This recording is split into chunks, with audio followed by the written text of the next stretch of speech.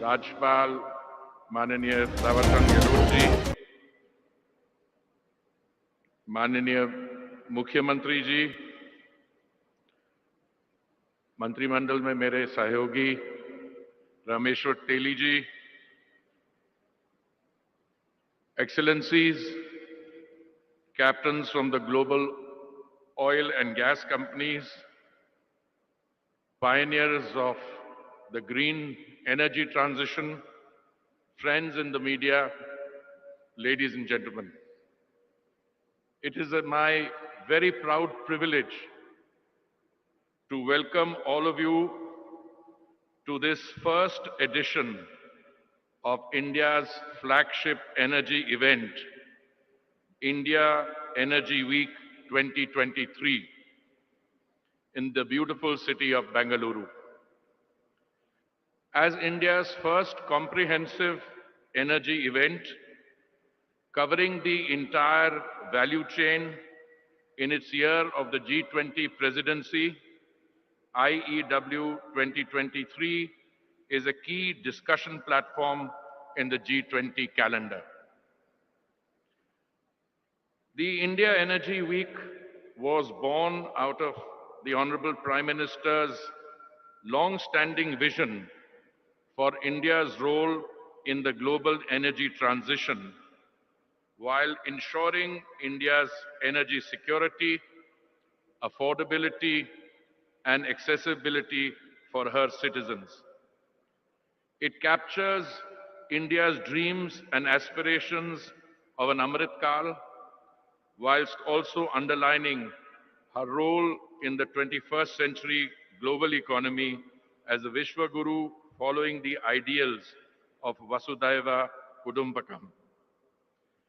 IEW 2023 comes at a watershed in the global energy landscape, and it will devise solutions to solve the global energy quadrilemma of energy access, affordability, and availability, with security at its pivot, and devise solutions for the future global energy transition. Friends and colleagues, last year marked a tumultuous period in energy prices globally. This created global challenges to development and sparked uncontrolled inflationary and recessionary fears. The World Bank has estimated that this year global growth will decelerate to 1.7%, the third weakest in nearly 3 decades. More than 60 million people visit the petrol pump in India on a daily basis. A nation of 1.4 billion plus has to be insulated against the global price rise so that energy is accessible at affordable cost. This is the primary focus of India's energy needs. India has already pledged to become net zero in emissions by 2070 and cut down the emissions by 1 billion tons by the end of 2030. These commitments come despite India's historical contribution to global emissions since 1890 is about 4%, despite being the fifth largest economy and home to 17% of the world's population, and despite India's per capita emissions ranking the lowest amongst the G20 countries and about half of the global average. Against this backdrop, India has carved out an energy agenda which is inclusive, market-based, and climate-sensitive. We continue to underscore the importance of oil and gas, yet our commitment to climate change mitigation goals remains unabated and undiluted. We remain focused on energy efficiencies, laying impetus on fuels of the future, including biofuels and hydrogen, and increasing the use of renewable energies, etc. At the same time, we are taking transformative steps to increase domestic exploration and production of traditional hydrocarbons. In today's plenary, We are also witnessing, or we will be witness, to the launch of three landmark initiatives by the Honorable Prime Minister. As per the vision that the Honorable Prime Minister laid out in 2017, a double burner solar cooktop, which can provide green, clean, effective, and permanent solution for the cooking needs of the families, is being launched today. This has replicability in the countries of the global south and the rest of the world. Again, in line with the clarion call given by the Honorable Prime Minister to phase out single-use plastic items, we are launching the largest initiative in the world to reuse and recycle 100 million PET bottles per year.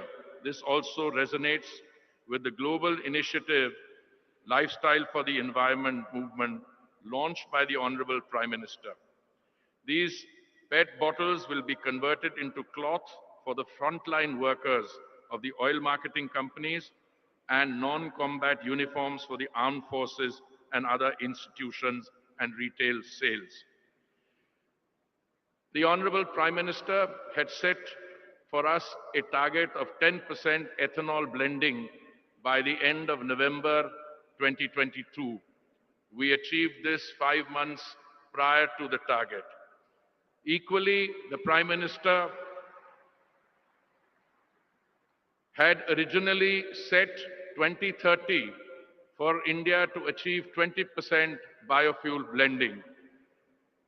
Under the bold and decisive leadership of the Honorable Prime Minister, this 2030 target of 20% blending has been brought forward by 5 years, and we will complete it by 2025. We had also planned to launch an E20 blended biofuel by April of 2023, and I'm very pleased to inform you that today the Honorable Prime Minister will be launching an E20 blended fuel which will be available in select petrol pumps in the country on a pilot project basis 2 months, well, 2.5 months ahead of the target April 2023 launch. The Honorable Prime Minister will also be launching a green mobility rally which will showcase various types of vehicles capable of having E20, E85, hydrogen fuel, CNG, and other new age fuels. As a country on a fast trajectory of economic growth, India is projected to witness the largest increase in energy demand of any country over the next 2 decades, accounting to close to 28% of incremental global growth in energy demand. Green growth has been highlighted as one of the Saptarishi or 7 priorities for the country in the latest budget. Not only have generous provisions been made for this, but also for other related activities to cover the manufacture of catalyzers and other requirements in the production of green hydrogen. Excellencies, India Energy Week 2023 therefore comes at an apt time and provide a unique platform to strengthen dialogue and cross-regional knowledge sharing on the future of the energy landscape at a time when the volatility, uncertainty, and energy security in the energy business is dominating our discussion. This year's theme, Growth, Collaboration, Transition, is apt as it underscores the need for us to collaborate and grow together. We seek to imbibe the true spirit of innovation. Achieving the net zero goal requires global coordination and access to skills, technology, and global financing. Excellencies, ladies and gentlemen, I am confident that India Week will provide an unrivaled global networking platform for all of you, where key priorities will be set and new partnerships will be forged. I wish you the best of in your discussion and engagements and look forward to fruitful outcomes. Thank you. Jai Hind.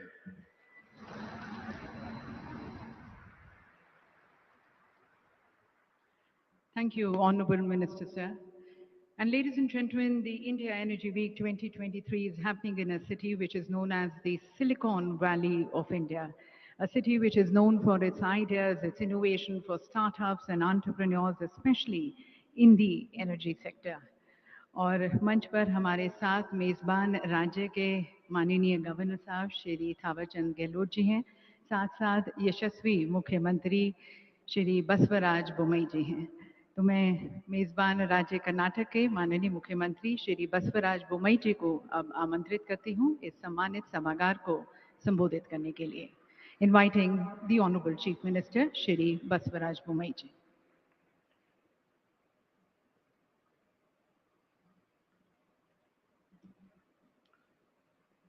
ಎಲ್ಲರಿಗೂ ನಮಸ್ಕಾರ. Our respectful Honorable Prime Minister Narendra Modi ji,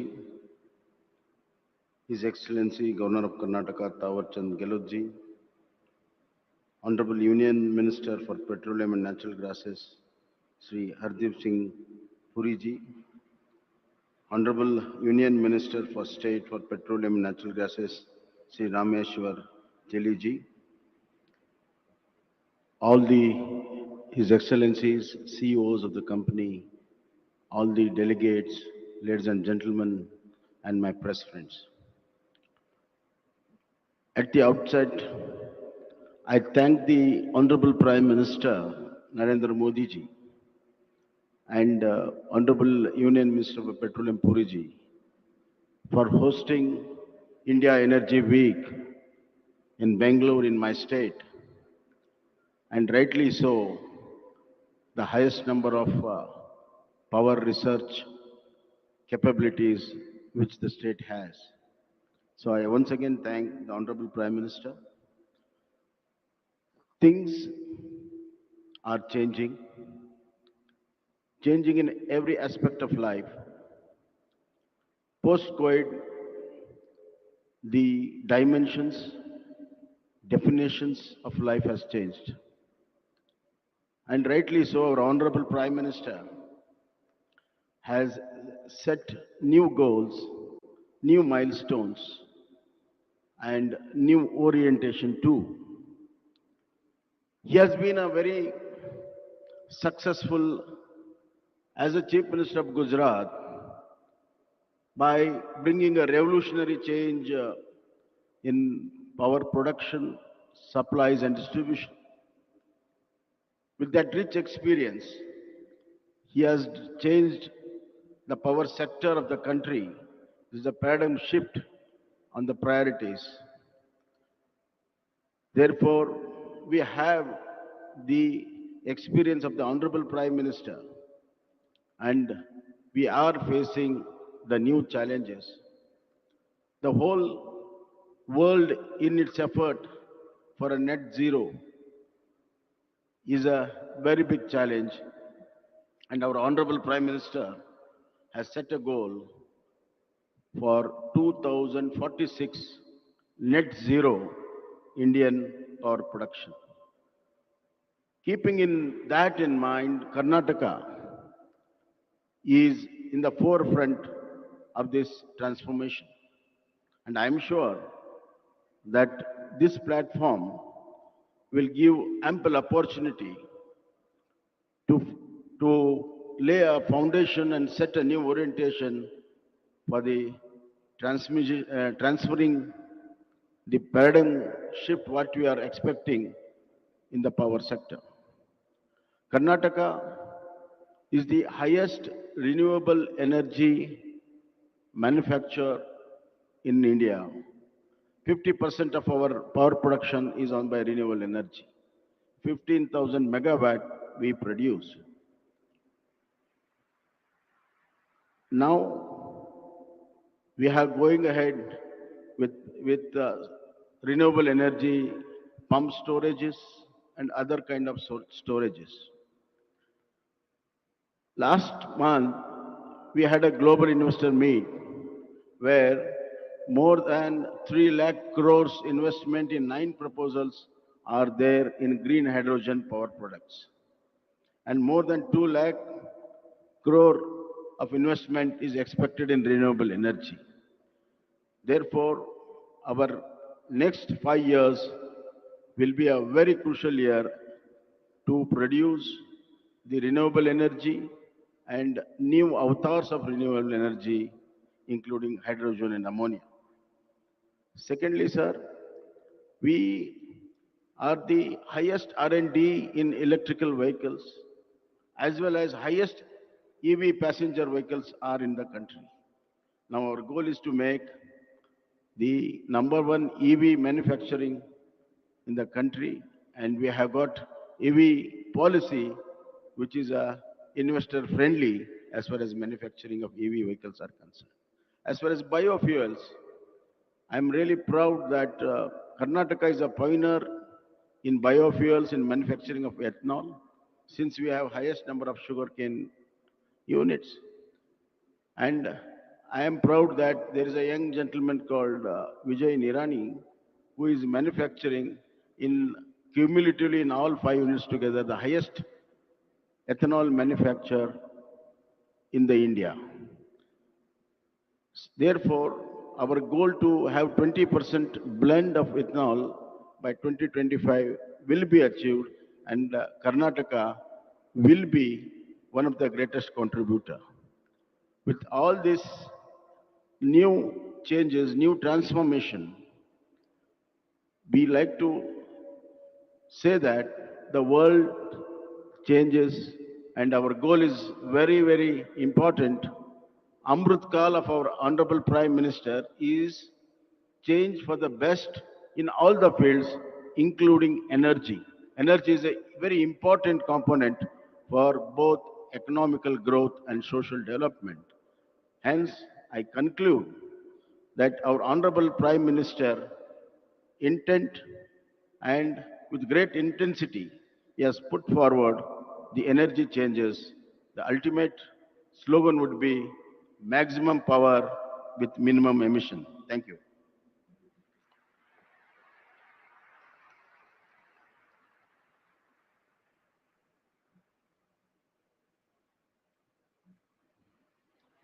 Thank you, Honorable Chief Minister, sir. And ladies and gentlemen, in the very spirit of growth, collaboration and transition, which is the theme of the India Energy Week 2023, India, under the dynamic leadership of Honorable Prime Minister, is taking all the right moves towards moving to a more cleaner and greener energy. And as was mentioned by our Honorable Minister, today we are going to be witnessing the launch of 3 landmark green initiatives at the hands of the Honorable Prime Minister. We bring you greater insights into these green initiatives which are going to be launched today, and also the progressive vision of our Honorable Prime Minister through a short film. If you can play the film, please.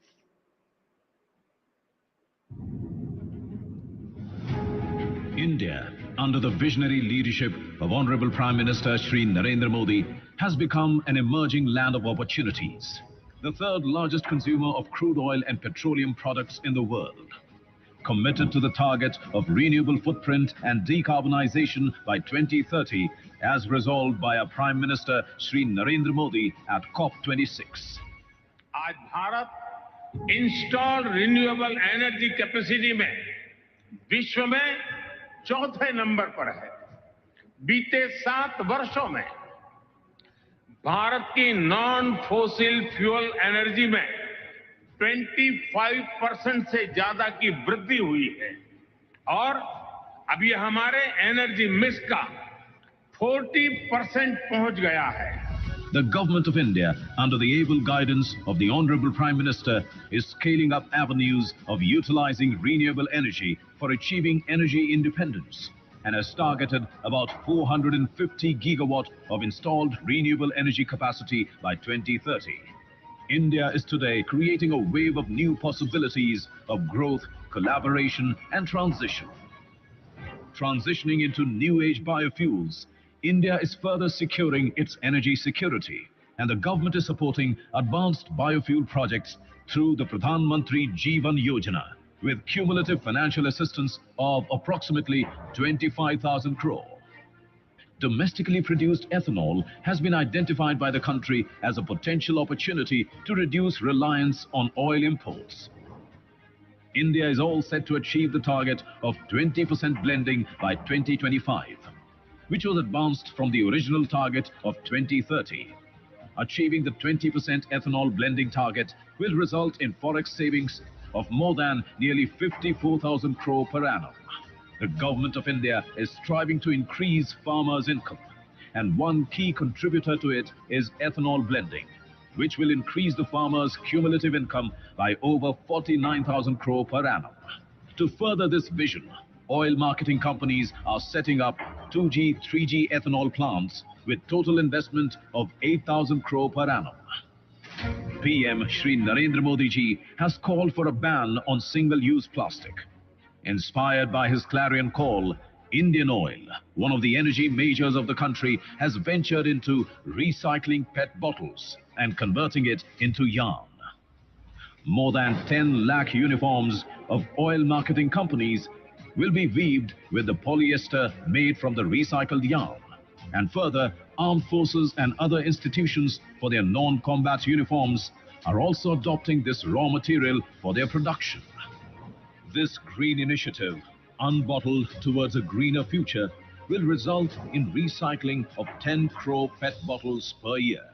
एक क्षेत्र ऐसा है जो शायद बहुत बड़ा revolution ला सकता है। लोग अपने घर में सोलार एनर्जी से चूल्हा चलाएंगे, जिस पर हर प्रकार की रसोई हो सके। Following the vision of Honorable Prime Minister of providing clean cooking fuel across the nation, Indian Oil is introducing an indoor solar cooking system designed, developed and patented by Indian Oil. A stationary indoor cooking solution capable of catering to the cooking needs of Indian households. Today at India Energy Week 2023, Honorable Prime Minister Shri Narendra Modi ji dedicates the double burner solar cooktop to the nation, launches Unbottled Towards a Greener Future initiative, and flags off vehicles running on energy efficient fuel to mark the launch of ethanol E20 grade fuel, which will be available in select cities of the country. India Energy Week 2023. Growth, collaboration, transition. तो देवी सज्जनों, आपने देखा कि अब recycle पेट bottle से बनेंगे sustainable garments, और ये इंडियन ऑयल की हरित पहल है। सस्टेनेबिलिटी की दिशा में आगे बढ़ते हुए इंडियन ऑयल ने सर्कुलर इकोनॉमी में योगदानकर्ता के रूप में प्लास्टिक न्यूट्रलिटी को अपनाया है, और इसी के तहत ऑयल मार्केटिंग कंपनीज के कस्टमर सर्विस अटेंडेंट्स की वर्दी के अलावा अन्य संस्थाओं के लिए भी कपड़ा बनाया जाएगा। रिसाइकल पॉलिएस्टर को कपास के साथ मिलाकर उसकी तरफ कपड़ा तैयार किया जाएगा। आपको ये भी बताना चाहेंगे कि प्रत्येक वर्दी के लिए कुछ 28 यूज्ड पेट बॉटल्स रिसाइकलिंग उनकी की जाती है और तब वो कपड़ा तैयार किया जाता है। और हमारे साथ chairman Indian oil corporation limited हैं, उनकी पूरी टीम को शुभकामनाएं देते हुए उन्हें मैं अब मंच पर आमंत्रित करती हूं, श्री श्रीकांत माधव वैद्या जी को, और उनसे निवेदन है कि वे माननीय प्रधानमंत्री जी को इस रिसाइकल पेट बॉटल से बने पेटा और जैकेट प्रधानमंत्री जी को भेंट करें।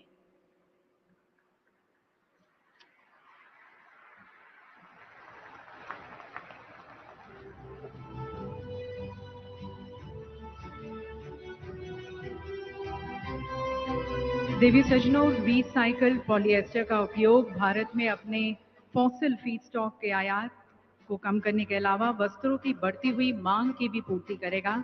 पेट बोतलों के रिसाइकलिंग का महत्व पर्यावरण संरक्षण में भी है, क्योंकि इसके उत्पादन के लिए फॉसिल फीडस्टॉक से निर्मित पॉलिएस्टर की तुलना में लगभग 59% कम ऊर्जा की आवश्यकता होती है और इसमें लगभग 79% कम कार्बन फुटप्रिंट है। और अब हमारा अगला इनिशिएटिव थर्मल बैटरी से चलने वाला यूजर फ्रेंडली और एनवायरनमेंट फ्रेंडली सोलर कुकटॉप। जी हाँ देवी सज्जनों, ये बहुत ही विशेष सोलर कुकर है और सूर्य के चमकने पर ये सोलर मोड में काम करता है और जब धूप कम है, ये धूप नहीं है, तब ये हाइब्रिड मोड में इलेक्ट्रिक ग्रिड के माध्यम से काम करता है। और जैसा कि आपने वीडियो में भी देखा और सुना कि इसकी एक और यूनिकनेस है कि आप इस पर दिन में या रात में किसी भी मौसम में और किसी भी प्रकार का खाना बना सकते हैं। तो मैं एक बार पुनः माननीय प्रधानमंत्री जी से निवेदन करती हूँ कि कृपया आप रिमोट का बटन दबाकर इंडियन ऑयल द्वारा विकसित twin cooktop indoor solar cooker का लोकार्पण करें।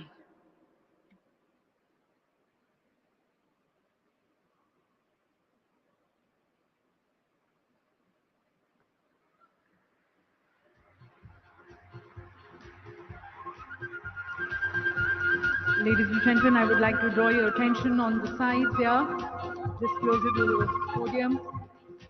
We have the solar cooker, the twin cooktop indoor solar cooker, and this will be the green, clean, and a permanent solution for the cooking needs of the household of not only India, but also the rest of the world. Ladies and gentlemen, in Honorable Prime Minister Modi, we have a global leader who strongly believes it is one earth, we are one big family, and there is one future for all of us. And thereby, we all need to work together, collaborate for global good and welfare for all. वसुधैव कुटुंबकम के भाव को आत्मसात करते हुए माननीय प्रधानमंत्री जी ने हमेशा से वैश्विक समृद्धि और वैश्विक स्वास्थ्य की मनोकामना की है और उसकी तरफ अथक प्रयास करते आए हैं और उसके साथ साथ अपने 130 करोड़ के परिवारजनों की आशाओं और आकांक्षाओं की पूर्ति की तरफ भी वे अनेक प्रयास करते आए हैं, संकल्पबद्ध हैं, and that is where we have seen India integrating its development plans with the climate action targets, and that is also reflected in our budget, the dream budget for the green energy sector. और आज जब विश्व के सभी देश energy security और environmental sustainability जैसे मुद्दों के साथ जूझ रहे हैं, हमारे प्रधानमंत्री जी का संदेश, उनकी अंतर्दृष्टि, उनके विचार यकीनन हम सभी का मार्ग प्रशस्त करेंगे। तो यहाँ पर उपस्थित सभी की तरफ से मैं माननीय प्रधानमंत्री जी से करबद्ध होकर निवेदन करती हूँ, हम सभी के मार्गदर्शन हेतु अपने विचारों से हमें लाभान्वित करने के लिए।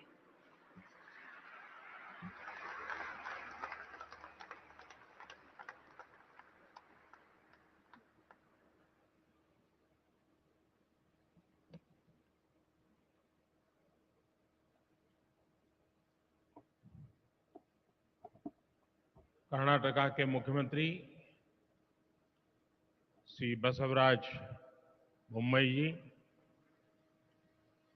केंद्रीय मंत्रिमंडल के मेरे सहयोगी श्री हरदीप पुरी जी, रामेश्वर तेली जी, अन्य मंत्रीगण, योर एक्सेलेंसीज, देवी और सज्जनों, इस समय तुर्की में आए विनाशकारी भूकंप पर हम सभी की दृष्टि लगी हुई है। बहुत से लोगों की दुखद मृत्यु और बहुत नुकसान की खबरें हैं। तुर्की के आसपास के देशों में भी नुकसान की आशंका है। भारत के 140 करोड़ लोगों की संवेदनाएं सभी भूकंप पीड़ितों के साथ है। भारत भूकंप पीड़ितों की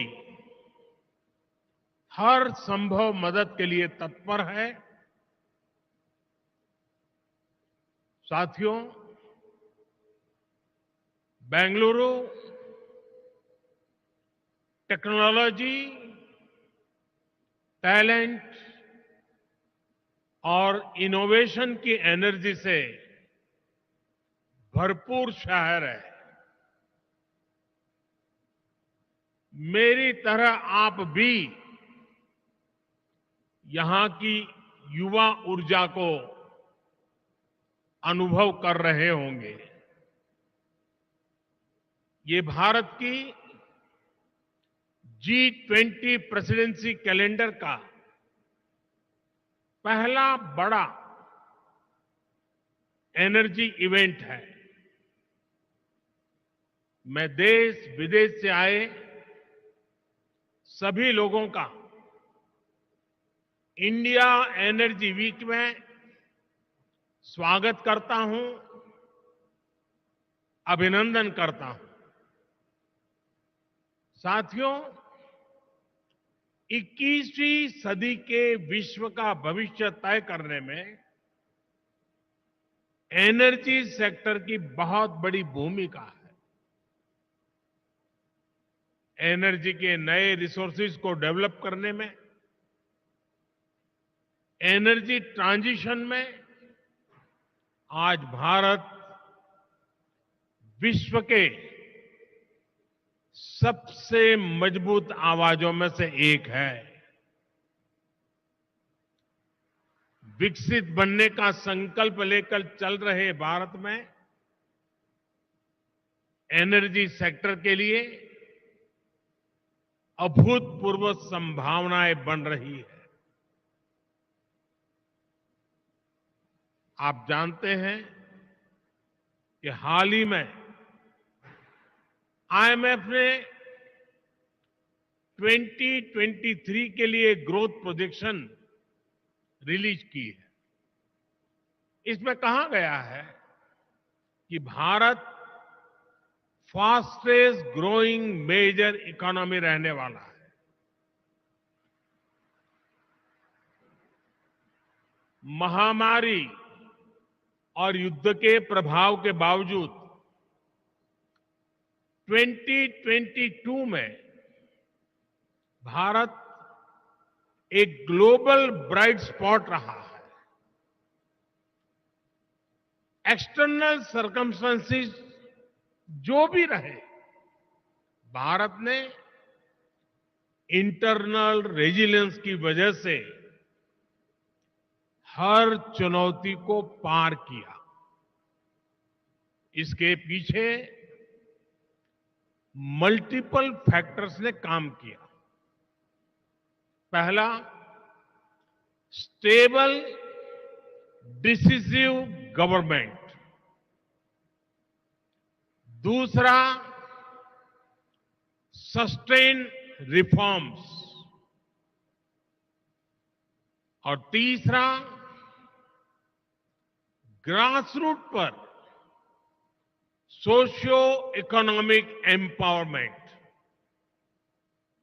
बीते वर्षों में बड़े पैमाने पर लोगों को बैंक खातों से जोड़ा गया, उन्हें फ्री हेल्थ केयर ट्रीटमेंट की सुविधा मिली, सेफ सैनिटेशन, बिजली कनेक्शन, आवास, नल से जल और दूसरे सोशल इंफ्रास्ट्रक्चर की पहुंच करोड़ों लोगों तक हुई। पिछले कुछ वर्षों में भारत की जितनी बड़ी आबादी के जीवन में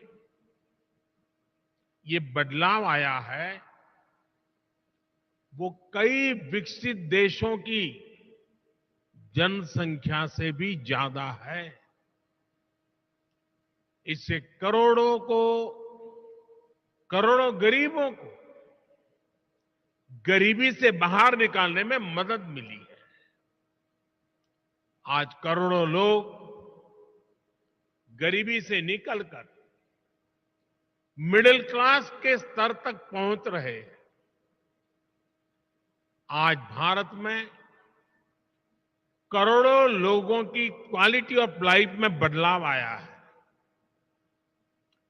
आज गांव-गांव तक इंटरनेट पहुंचाने के लिए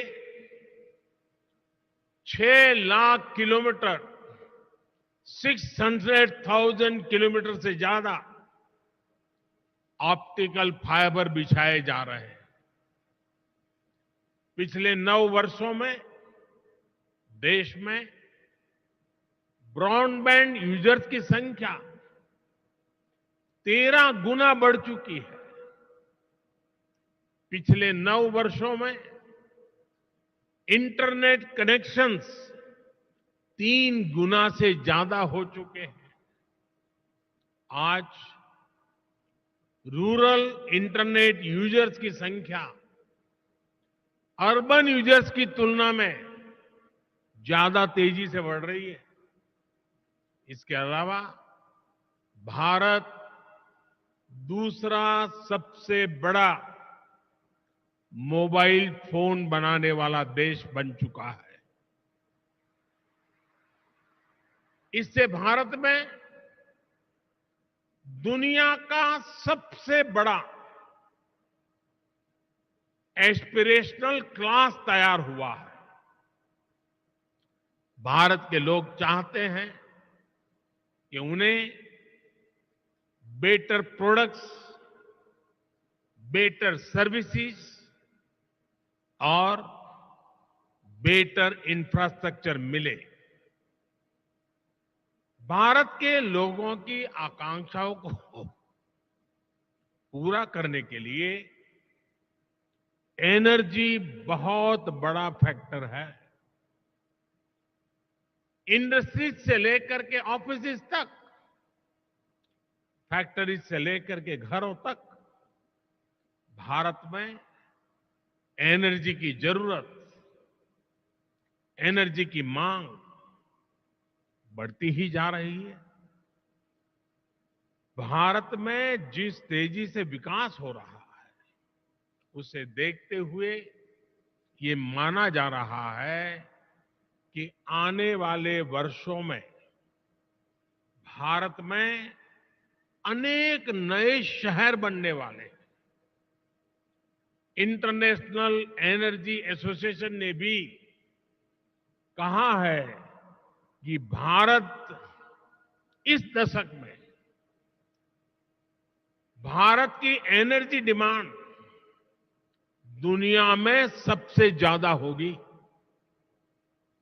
और यहीं पर आप सभी इन्वेस्टर्स के लिए, एनर्जी सेक्टर के स्टेक होल्डर्स के लिए भारत नई अपॉर्चुनिटीज लेकर के आया है।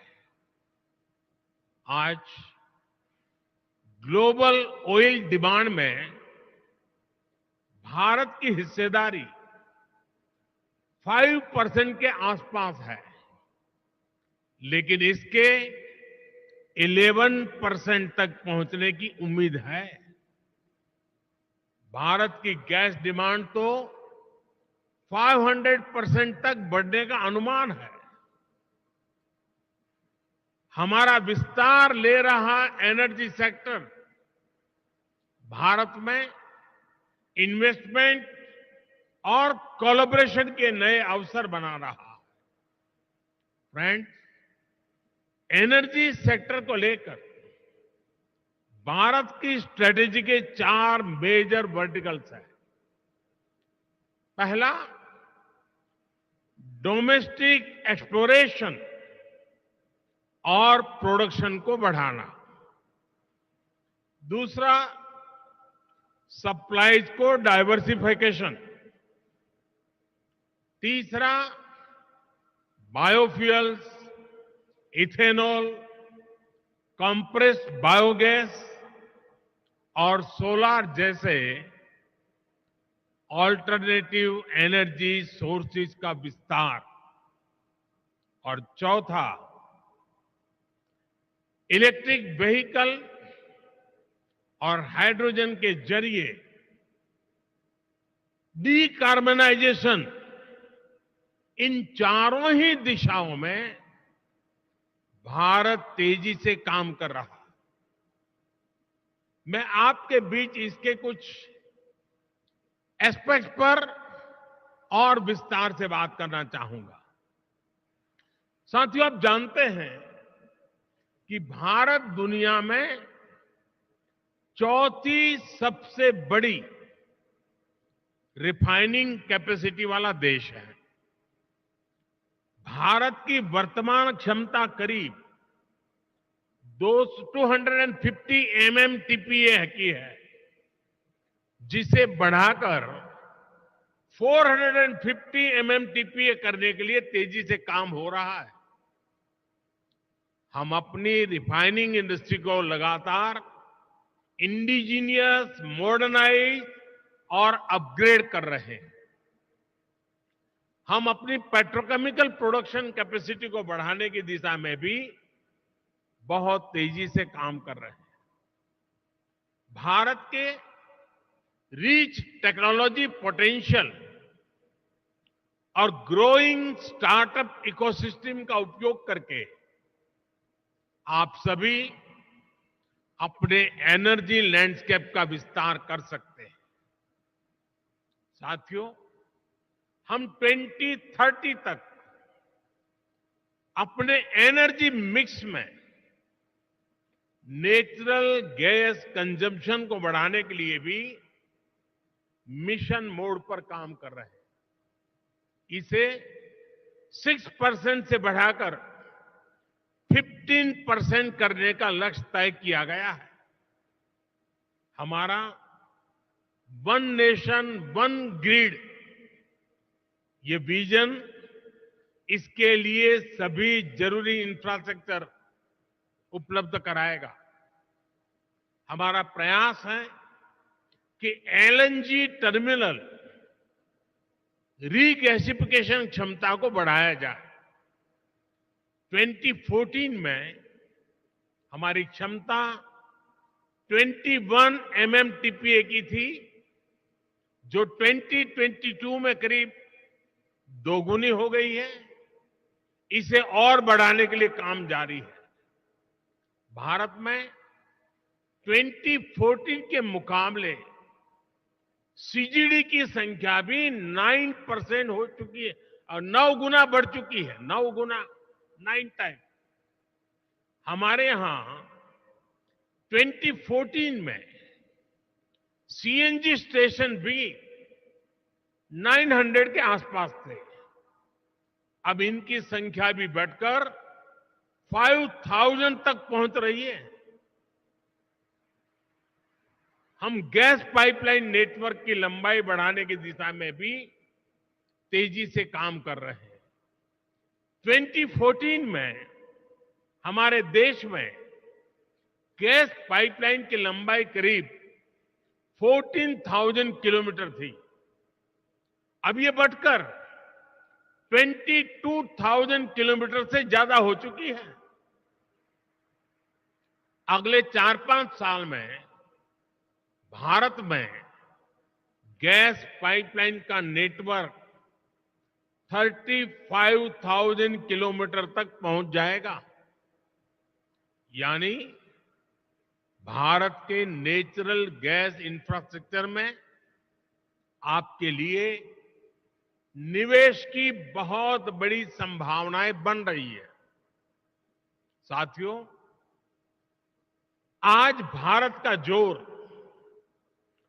डोमेस्टिक एक्सप्लोरेशन और प्रोडक्शन को बढ़ावा देने पर है।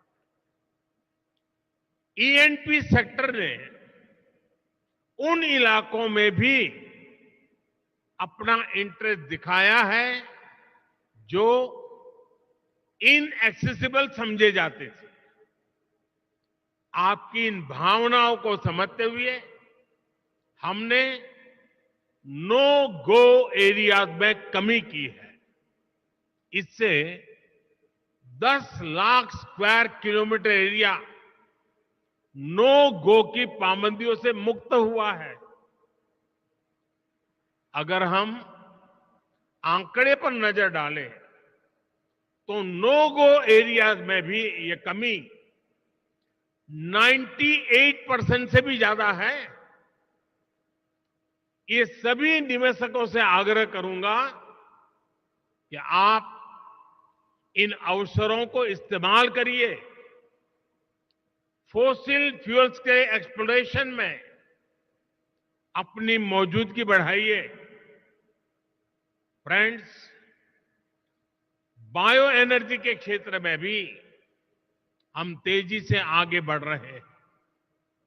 पिछले साल अगस्त में हमने एशिया की पहली 2G इथेनॉल बायो रिफाइनरी की स्थापना की।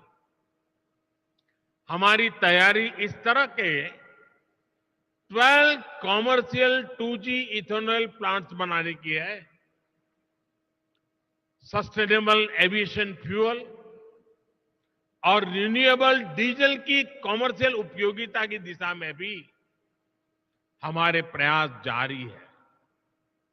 इस साल के बजट में हमने गोवर्धन योजना के तहत 500 नए वेस्ट टू वेल्थ प्लांट बनाने का ऐलान किया है।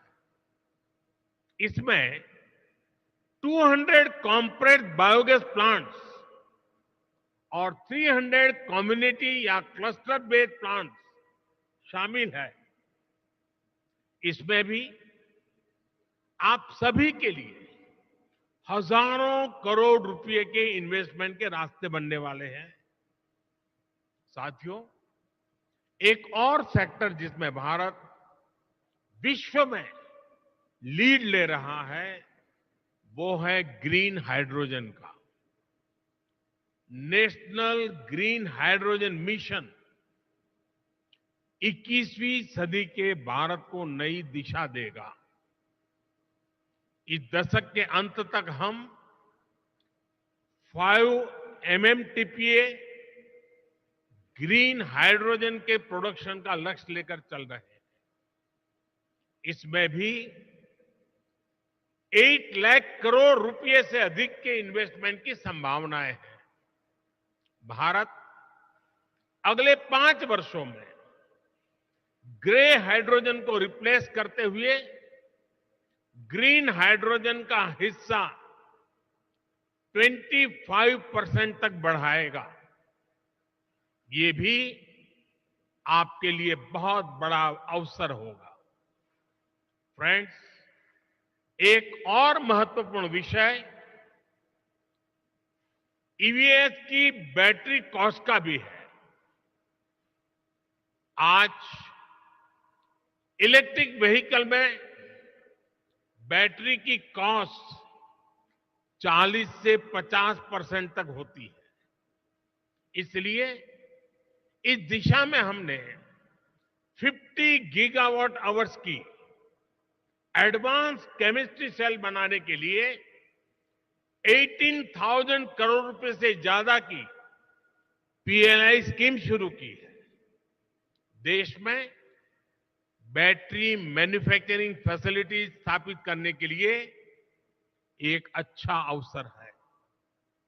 फ्रेंड्स, भारत में बन रही निवेश की इन संभावनाओं को हमने 1 सप्ताह पहले आए बजट में और मजबूत किया है।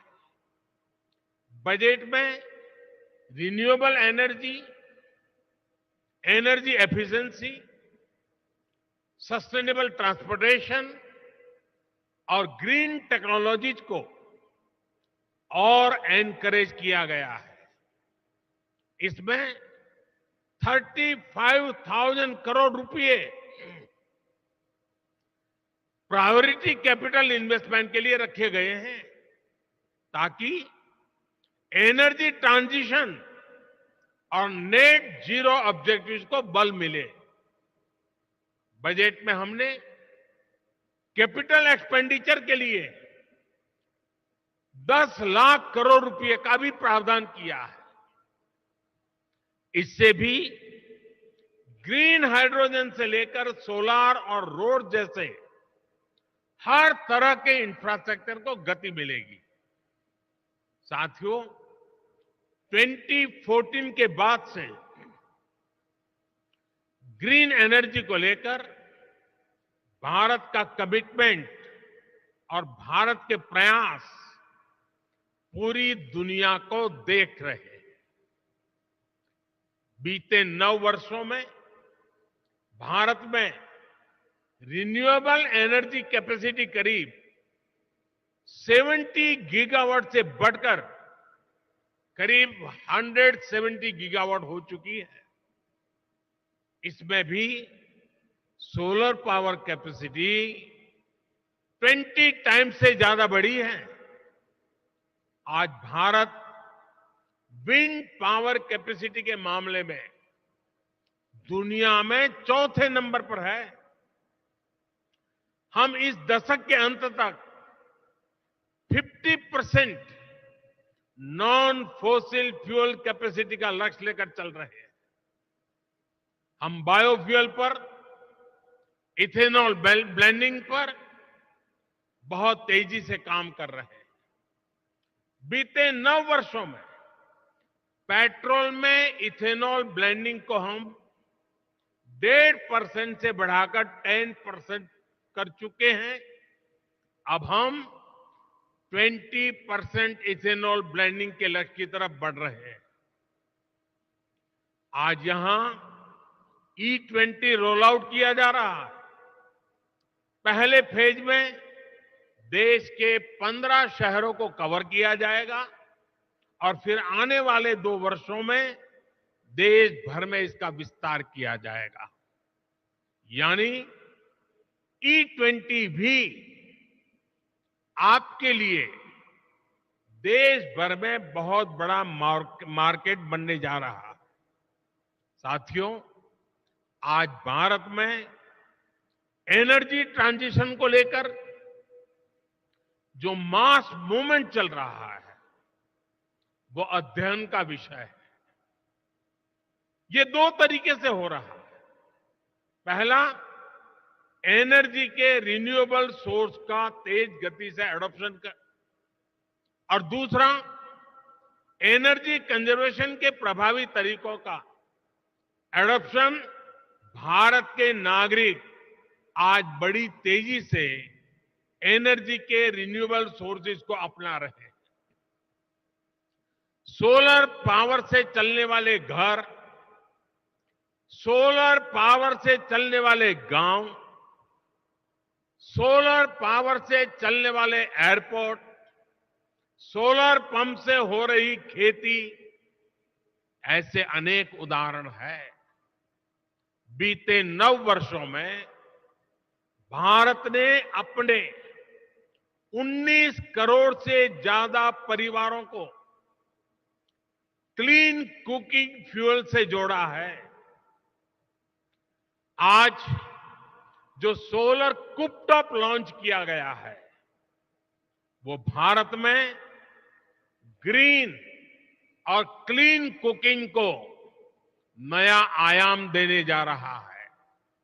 उम्मीद है कि अगले 2-3 साल में ही 3 करोड़ से अधिक घरों में सोलर कुकटॉप की पहुंच बन जाएगी। इससे एक तरह से भारत किचन में क्रांति लाने का काम करेगा। भारत में 25 करोड़ से अधिक परिवार हैं। आप कल्पना कर सकते हैं कि सिर्फ सोलर कुकटॉप से जुड़े निवेश में आपके लिए कितनी संभावनाएं बन रही हैं। साथियों, भारत के नागरिक एनर्जी कंजर्वेशन के प्रभावी तरीकों की तरफ तेजी से शिफ्ट हो रहे हैं। अब ज्यादातर घरों में स्ट्रीट लाइट्स में एलईडी बल्ब का इस्तेमाल होता है। भारत के घरों में स्मार्ट मीटर लगाए जा रहे हैं। लार्ज स्केल पर सीएनजी और एलएनजी को अपनाया जा रहा है। इलेक्ट्रिक व्हीकल्स की बढ़ती लोकप्रियता इस दिशा में बड़े बदलाव के संकेत दे रहे हैं। साथियों, ग्रीन ग्रोथ की तरफ, एनर्जी ट्रांजिशन की तरफ भारत के बड़े प्रयास हमारी वैल्यूज को भी रिफ्लेक्ट करते हैं। सर्कुलर इकोनॉमी एक तरह से हर भारतीय की जीवन शैली का हिस्सा है। रिड्यूस, रीयूज और रिसाइकल का मंत्र हमारे संस्कारों में रहा है। आज इसका ही एक उदाहरण हमें यहां अभी देखने को मिला है। प्लास्टिक की वेस्ट बॉटल्स को रिसाइकल करके जो यूनिफॉर्म बनाई गई है, आपने उसे देखा है। फैशन की दुनिया के लिए, सुंदरता की दुनिया के लिए उसमें कोई कमी नहीं है। हर साल 10 करोड़ ऐसी बॉटल्स की रिसाइकलिंग का लक्ष्य पर्यावरण की रक्षा में बहुत मदद करेगा। ये मिशन लाइफ यानी लाइफस्टाइल फॉर एनवायरनमेंट को भी मजबूती देगा, जिसकी दुनिया को आज बहुत आवश्यकता है। इन्हीं संस्कारों पर चलते हुए भारत ने 2070 तक नेट जीरो का टारगेट तय किया है। इंटरनेशनल सोलर अलायंस जैसे प्रयासों से भारत इस सद्भावना को दुनिया में मजबूत करना चाहता है। साथियों, मैं आपका फिर आह्वान करूंगा कि भारत के एनर्जी सेक्टर से जुड़ी हर संभावनाओं को जरूर एक्सप्लोर करें, उससे जुड़े। आज भारत आपके इन्वेस्टमेंट के लिए दुनिया में सबसे उपयुक्त जगह है। इन्हीं शब्दों के साथ आज आप इतनी बड़ी तादाद में यहां आए, एनर्जी ट्रांजिशन वीक के अंदर शरीक हुए।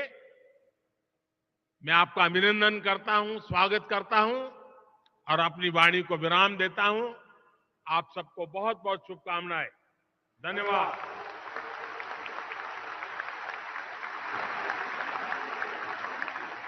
Thank you very much, Honorable Prime Minister, sir, for sharing the green growth plans which India has, and that is where the opportunity lies for the energy innovators and the investors. माननीय प्रधानमंत्री जी का बहुत बहुत धन्यवाद उनके सतत मार्गदर्शन के लिए, उनके पथ